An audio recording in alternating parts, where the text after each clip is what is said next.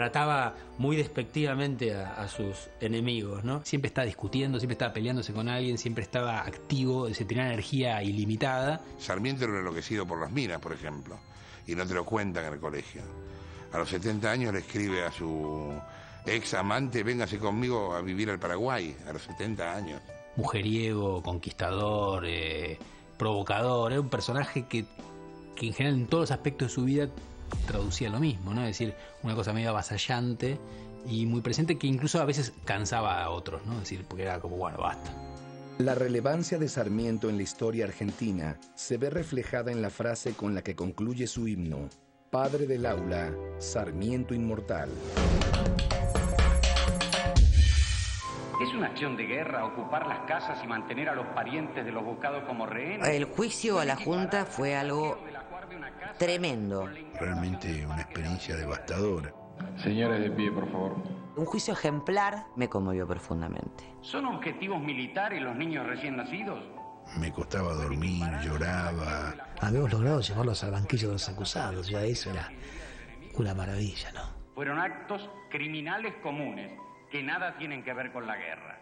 Llegó a emocionarme porque recuerdo ese día como, como un día realmente histórico, no para nosotros solamente, para el mundo. Señores jueces, nunca más.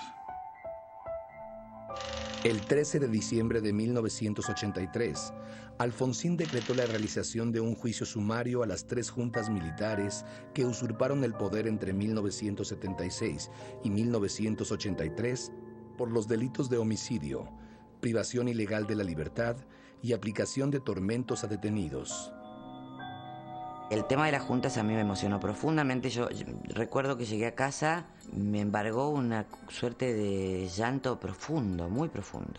Represores, genocidas, juzgados en su propio país por la justicia de su propio país. Ahora que el pueblo argentino ha recuperado el gobierno y control de sus instituciones, yo asumo la responsabilidad de declarar en su nombre que el sadismo no es una ideología política ni una estrategia bélica, sino una perversión moral. Alfonsín concibió el juicio como una operación política para poner a la defensiva a las Fuerzas Armadas e impedir nuevos golpes militares, lo cual fue una decisión sumamente inteligente que ayudó mucho a la consolidación de la democracia. Comunicado número 1 de la Junta Militar. Se comunica a la población que a partir de la fecha el país se encuentra bajo el control operacional de la Junta Militar. El 24 de marzo de 1976, una junta militar conformada por Videla, Macera y Agosti derrocó al gobierno constitucional de Isabel Perón, dando inicio a uno de los periodos más oscuros de los que el pueblo argentino tiene memoria. La dictadura suprimió todos los derechos constitucionales, disolvió los partidos políticos, destituyó a la Corte Suprema e intervino los sindicatos. Las Fuerzas Armadas se habían instituido en partido militar, era un partido armado que con el apoyo de la jerarquía de la Iglesia Católica Apostólica Romana intervenía permanentemente en la política interna y cada intervención era más sangrienta y más violenta. Un golpe militar absolutamente loco, absolutamente pensado, absolutamente elaborado, absolutamente sórdido. Desaparecían los amigos, tratabas de alejarte de la gente por las dudas de que te pudieran venir a buscar a vos o a la gente que te rodeaba. Entonces, para preservar a tu círculo o a tu familia, pasabas a aislarte bastante de lo que era la normalidad de la gente que no estaba enterada de lo que ocurría. Durante esa época, funcionaron alrededor de 340 centros clandestinos de detención en todo el país, en donde se torturaron y asesinaron a miles de hombres y mujeres, muchas de ellas embarazadas, y cuyos bebés nacidos en cautiverio fueron ilegalmente apropiados por sus captores.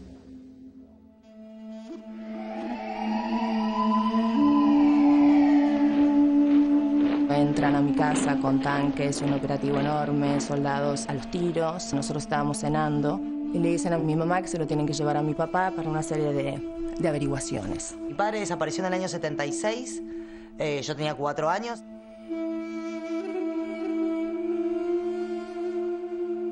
A partir de ahí desapareció toda una semana, no se supo dónde estaba, y el primer llamado que ocurre es un llamado anónimo, y así es como mamá logra saber que papá estaba vivo.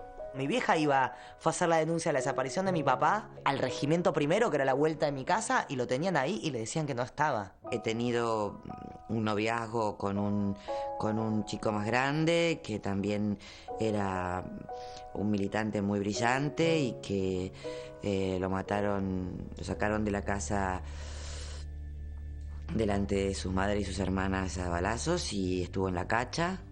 Y mi mamá le decía, pero lo desaparecieron ustedes. No, bueno, pero si, señora, si no nos dice, o sea, tiene que tener alguien que lo declare muerto, pero hijo, lo tienen ustedes.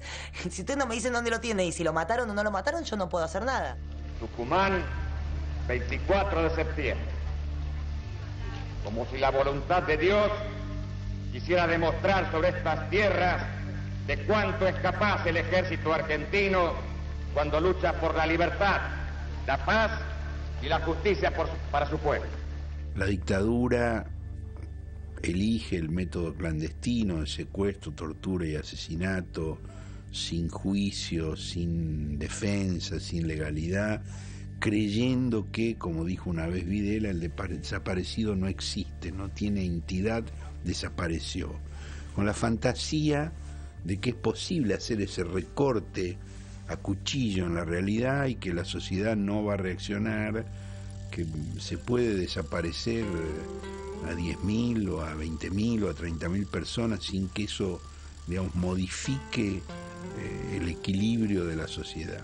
Pese a contar los comandantes de las Fuerzas Armadas que tomaron el poder el 24 de marzo de 1976, con todos los instrumentos legales y los medios para llevar a cabo la represión de modo lícito, nunca debió evadirse del marco de la ley. El juicio a las juntas se realizó entre el 22 de abril y el 14 de agosto de 1985. No son las Fuerzas Armadas las que están en el banquillo de los acusados, sino personas concretas y determinadas. El 9 de diciembre de 1985, Leonard Slanian, presidente de la Cámara Federal, leyó la sentencia a los acusados. Condenando al teniente general Jorge Rafael Videla a la pena de reclusión perpetua, condenando al almirante Emilio Eduardo Macera a la pena de prisión perpetua. También fueron condenados Roberto Viola a 17 años de cárcel, Armando Lambruschini a 8 y Orlando Agosti a 4 años de prisión.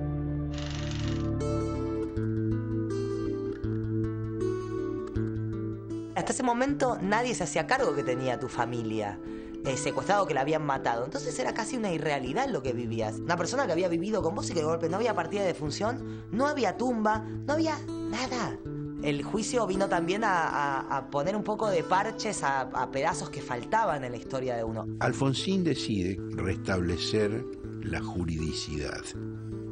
Plantea la idea de una sociedad basada en la ley y no en la fuerza, y no en la violencia. Y ese es el fundamento de los juicios.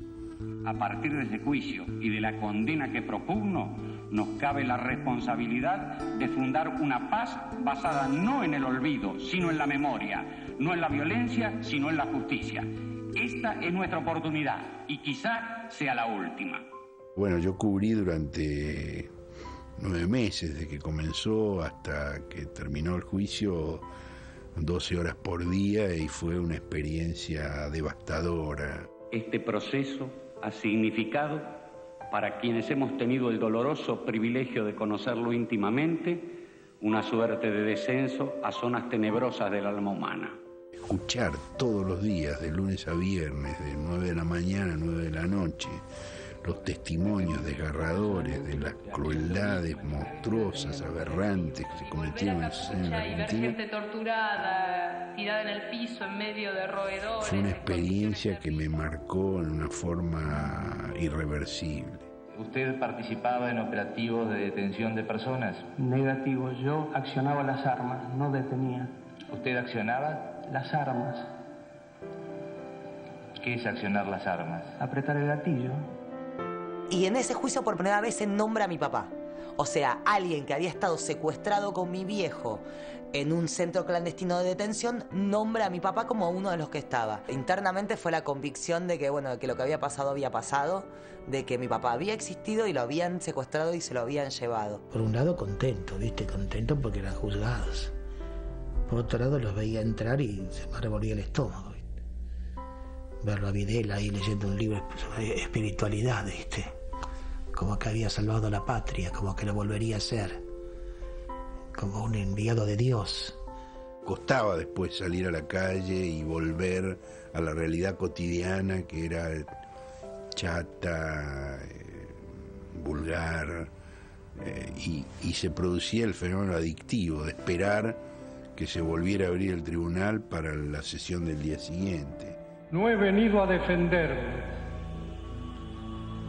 Nadie tiene que defenderse por haber ganado una guerra justa. Y la guerra contra el terrorismo subversivo fue una guerra justa. Hacíamos catarsis en las casas o en los recitales, pero había que tener cuidado todavía. Un trabajo increíble de Estracera como fiscal. Nunca más, cuando Estracera dice esas palabras, ¿no? Quiero utilizar una frase que no me pertenece, porque pertenece ya a todo el pueblo argentino. Señores jueces, nunca más. Silencio en la sala. Silencio. Señores de pie. Señores de pie, por favor, silencio en la sala.